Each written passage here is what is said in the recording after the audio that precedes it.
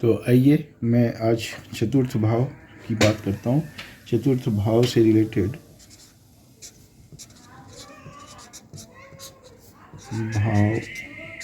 चतुर्थ भाव से रिलेटेड विभिन्न प्रकार का हम क्या क्या विचार कर सकते हैं, तो उस पर हम डिस्कस करेंगे। तो इस चतुर्थ भाव को सामान्य तौर पर मातृभाव कहा जाता है। ये मातृभाव मुख्य रूप से हम इसको समझते हैं, लेकिन क्या है, विचारणीय तथ्य से संबंधित और भी विभिन्न प्रकार का इसका क्षेत्र है। तो हम अगर बात करेंगे तो इसमें विभिन्न प्रकार का ये है, वो विद्या विचार भी किया जा सकता है। विद्या का विचार इससे भी किया जा सकता है। हालांकि पंचम में भी हम बात करते हैं, तो ये विद्या विचार। दूसरा मातृ सुख की बात करते हैं।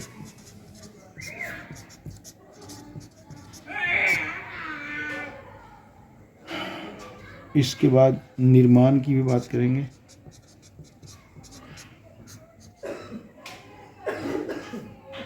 आगे मनोवृत्ति,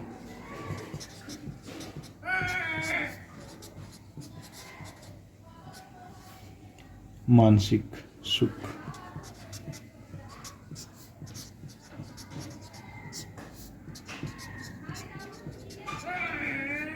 सुख के साथ दुख भी होता है, तो सामान्य तौर से बात दोनों का करेंगे। मानसिक सुख और दुख की भी बात किया, मतलब विचार किया जा सकता है। तो अब इन सभी के साथ, है ना, गृह सुख का भी, अपना रहन सहन का भी,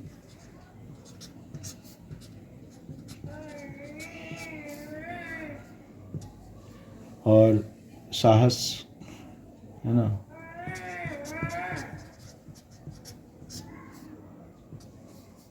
वाहन योग का भी विचार किया जाता है ये इस भाव से। हाँ, कुछ विद्या और प्राथमिक विद्या का विचार इससे होता है, जैसे संस्कार, दीक्षा, ये प्राचीन काल से चलता आया हुआ है। इसमें अगर हम और भी बात करें तो जैसे श्वास से रिलेटेड जो भी है, मीन्स हृदय, फेफड़े से रिलेटेड, श्वसन अंग से रिलेटेड, और नैतिक चरित्र की बात करेंगे अगर, चरित्र से भी रिलेटेड इसका अध्ययन किया जा सकता है। फिर प्रवृत्तियाँ, ऐसे में क्या हो सकता है, फिर पिता के संस्कार के विषय में भी, है ना, है तो ये मातृभाव, लेकिन पिता के संस्कार के बारे में भी विचार इसमें किया जाता है। तो इस तरह से हमारा ये चतुर्थ भाव का जो विश्लेषण है वो लगभग इन सारी विषयों पर किया जाता है। फिर पांचवा, चूँकि पांचवा अब थोड़ा स्पेस है तो मैं बता दूं, पांचवा भाव का डिस्कशन अगर हम करें तो ये मुख्य रूप से पांचवा भाव विद्या और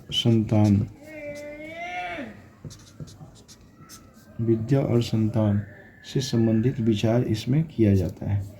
तो विद्या और संतान मुख्य रूप से ये तो माना ही जाता है पंचम भाव को, लेकिन अगर हम बात करें तो आगे इस विद्या और संतान से रिलेटेड क्या क्या हो सकता है, तो जैसे हम अब मीन्स व्यक्ति का क्या होगा, बुद्धि कैसा होगा, कितना बुद्धि होगा, है ना, विवेक, इसी के साथ बुद्धि विवेक का भी विश्लेषण किया जा सकता है। फिर योग की भी बात करेंगे, है ना, तो इसी विषय से, इसी भाव से किया जाता है। मांत्रिक विद्या या शास्त्र में पहले लोग होता था कि शास्त्र में कितना निपुण है ना, तो ये सब भी।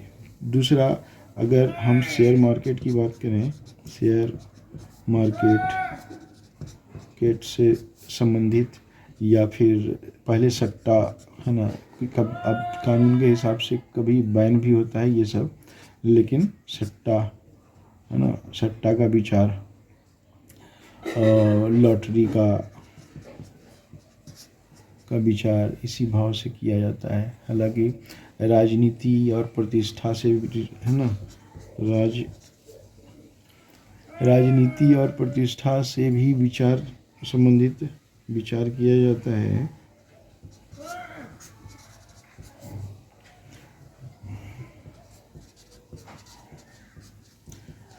राजनीति और प्रतिष्ठा का भी विचार किया जाता है।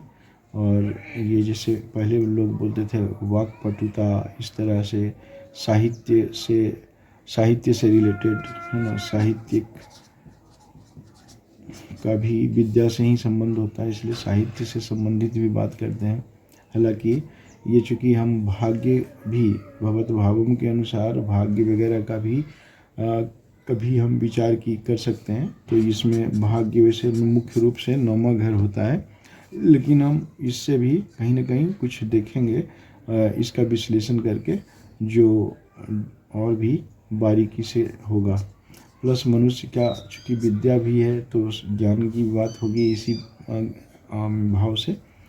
और अगर हम बात करें तो शरीर में ये उदर का, जिगर का, अमाशय का या गर्भधारण से रिलेटेड